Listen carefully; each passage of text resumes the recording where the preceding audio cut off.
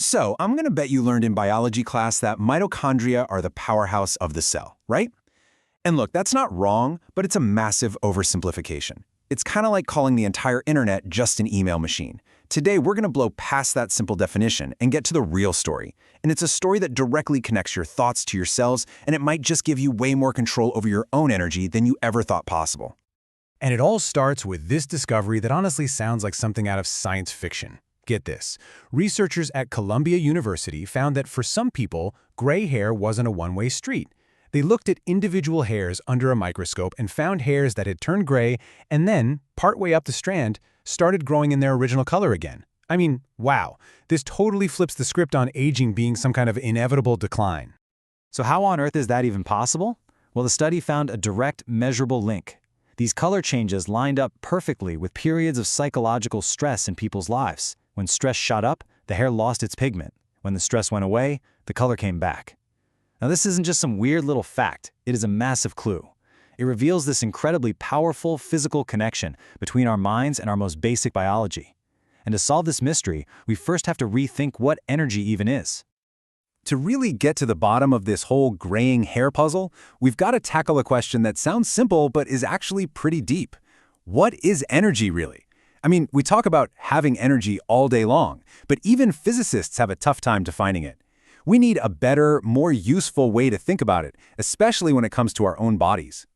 Here's a definition that is just so powerful in its simplicity. Instead of thinking of energy as a thing you have, like gas in a tank, think of it as the potential for change. That's it. It's the force that allows anything and everything to transform, to move, to live. And this makes it crystal clear. What is the fundamental difference between a living person and a body just moments after death? Think about it. All the parts are still there. The heart, the brain, the cells, the DNA, it's all identical. The only thing that's different? In one, energy is flowing and creating change. In the other, that flow has stopped. So life isn't about the parts. It's about the energy moving through the parts. And that leads us to the single most important mindset shift we're going to talk about.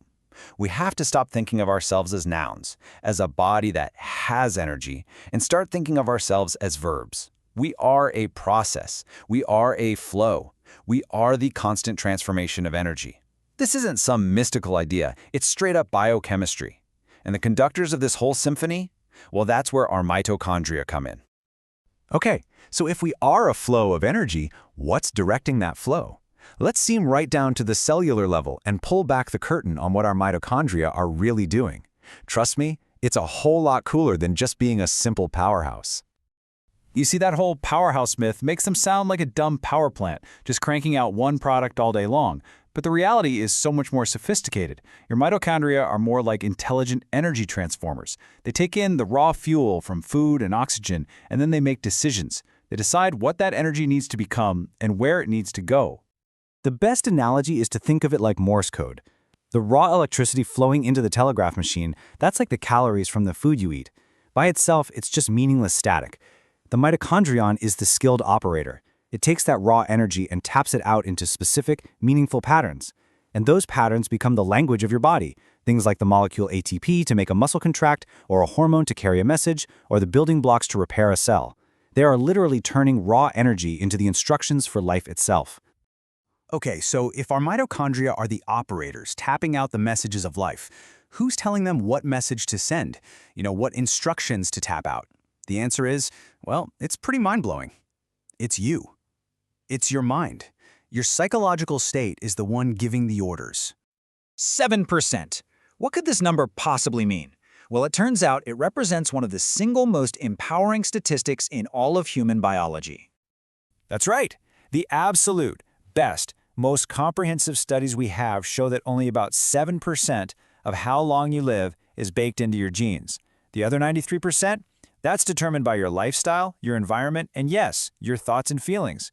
And the mitochondria, they are the physical bridge that connects your state of mind to your state of health. And here's the nuts and bolts of how it works. Your mitochondria act like tiny little antennas inside every one of your cells.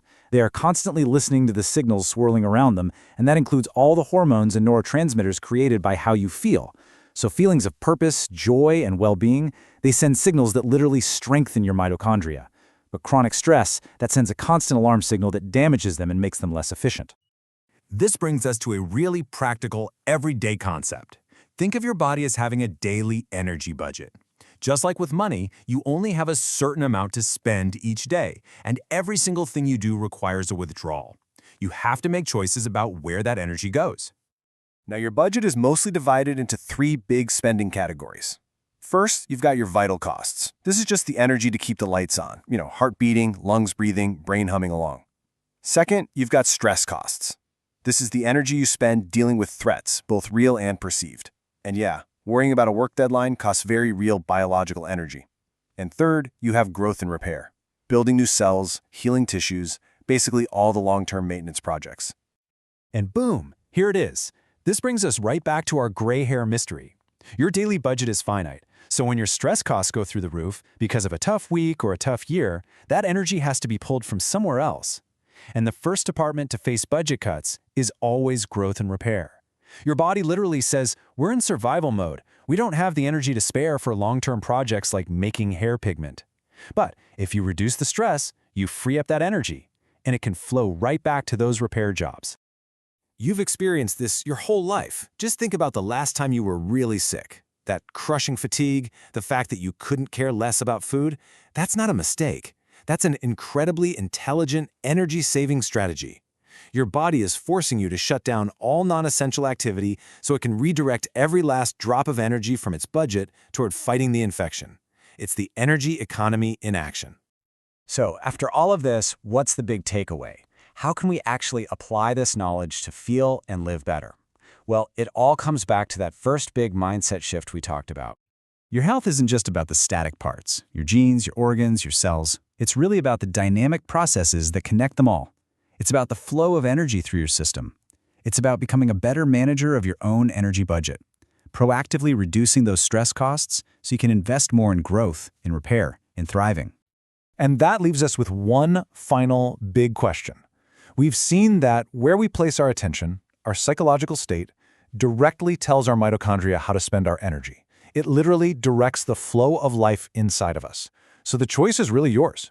Knowing that your energy flows where your attention goes, where are you going to direct yours?